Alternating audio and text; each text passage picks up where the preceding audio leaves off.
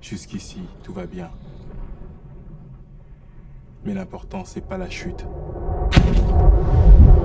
C'est l'atterrissage. It is, you know. Toxteth Liverpool in the 70s was victim to economic devastation to such a degree that people took to the streets and rioted. You wonder why we uprise, politically unstabilised, economically destabilised, people dehumanised, youth criminalised, mentally vandalised, housing ghettoised, politically unrecognised, and you wonder why we uprise. The government reacted by cleaning the water and organising an annual garden festival. But not everyone was cheering. Well, I don't really feel that man can, live under flowers, or, flowers can, cover the people from the winter or feed them and things like that. And I think more times the people need more than just flowers, see? So here we are in 2018. With a feature film written and directed by Jonny Hirst called Our Eddy. Our Eddy follows a day in the life of several different characters within the Webster Square of Liverpool, and one character who's just sort of outside of that area. I blame the government myself.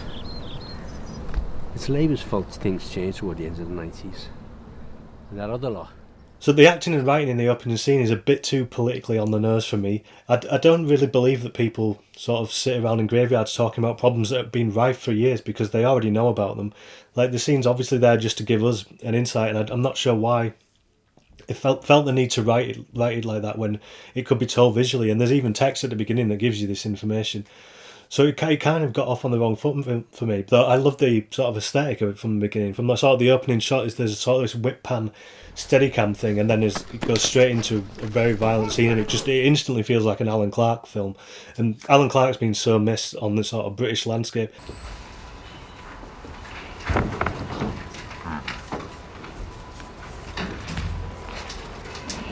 Where is it? Where'd you put it? There've been other people that have been inspired by him, but most of the people that work with him, like Tim Roth and Gary Oldman in their directorial films, that they've only done one each. I don't know why they need to go back and do something really hard and really hard hitting like that. But this film, it opens in that sort of way, and it keeps that aesthetic up all the way through. Like loads of these scenes just have that one shot without cutting. It's sort of roaming around just like Alan Clark. It's a great aesthetic. I don't know why so few people do it, because it does add that realism to it, and it adds a documentary feel, because you're more moving around them moving around the characters than just doing the standard shots that, that those shots sort of not consciously but unconsciously they sort of remind you that you're watching a film. But with this, it's a bit more freewheeling, even though it is controlled, you can tell, but it's a bit more freewheeling. It gives you that also in a film like this, the way that the camera can move and occasionally spins and then moves down there and stuff. It gives you this impression that something is going to kick off at any moment. So there's a danger element, there's the documentary feel, and everything just feels realer and rawer that way.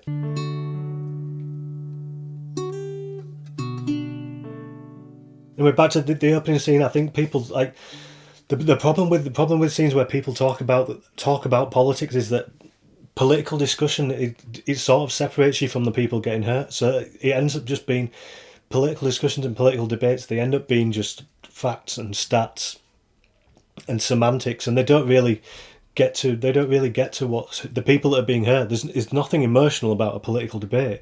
It's just like anyone can have a political debate if they know how to debate, but they don't even need to know what they're talking about, and they definitely don't need to care, because it's just an intellectual exercise for the middle classes. It's a waste of time.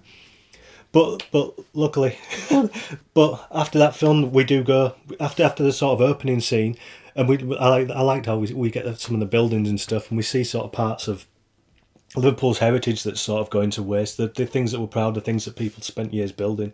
We get some of that, which is like what I said before. You do see that visual element is there. Is why I don't know why it needed to be explained so explicitly.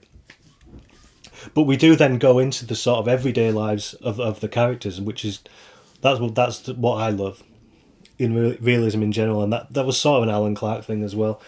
It's very real, but it's very gritty, and it goes to sort of dark places and real problems, and it examines them a bit.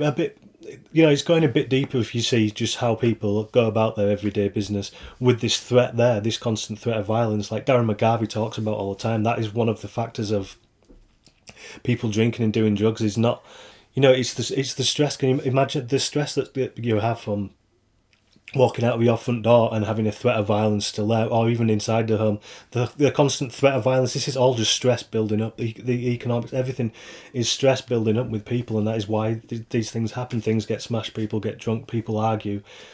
It's all just stress boiling up and then exploding. So it goes into the everyday lives of these people, and it shows you as it's doing that, it's showing you bits of the area that have been deprived and where they're living and why all that stress exists. And it also shows it kind of moves away from just talking about the government and the government's inactivity. The government's inactivity and the political aspects of it. It shows the actual people in the communities that are tearing these communities apart. Even though their actions may be the result of stress from being unemployed, being ignored and whatnot, it's still their responsibility to hold their community together and not shit on their own doorstep. Because communities need cohesion, and that's everybody pulling together, not pulling apart. And pulling apart is what we're seeing here. So that was my sort of positive take on the film. Was it does show different aspects of it. It shows that there's a political problem, but there's a personal problem. There's a community problem. There's the broken window theory. That if one window gets smashed and it stays smashed, eventually the next one will break as well. And it's like, if you just fix that window, then people would have more pride in it. But once one gets smashed, like once there's one bin bag on the street, there'll be another, because people, the standards will just drop. But like, all you need is for everyone pulling together, not pulling apart. Because political debate is worthless. Like, voting won't do anything, but helping on a local level, that's available to everyone. Westminster isn't. So anyway, that's what I took from the film. Those were the bits that it stimulated in me to think about, and not just the political. I mean, it's good the political is there. It's good that it's kind of tried to do a bit of everything. So, Eddy, sort of gritty Alan Clark type film. I love the sort of Alan Clarkishness of it. Maybe too on the nose politically, but it's definitely got heart. It's come from a real place. It's well intentioned. It's well made. 8 out of 10. Already, as usual, the link will be below. Check it out. Don't forget to like and comment on the actual film if you like it, if you enjoy it. Like, share, subscribe, whatever on here. On here, if you enjoyed this video as well, and in general, just support independent film, because we need voices like this. We need voices that are separate from the sort of industry that's sort of strangulated by politics and will only talk about certain things. We need these other voices to come through. We need everyone to have a voice, and the only way we can do that is by supporting it and keeping clicking, because it's the future. Fuck garlic bread.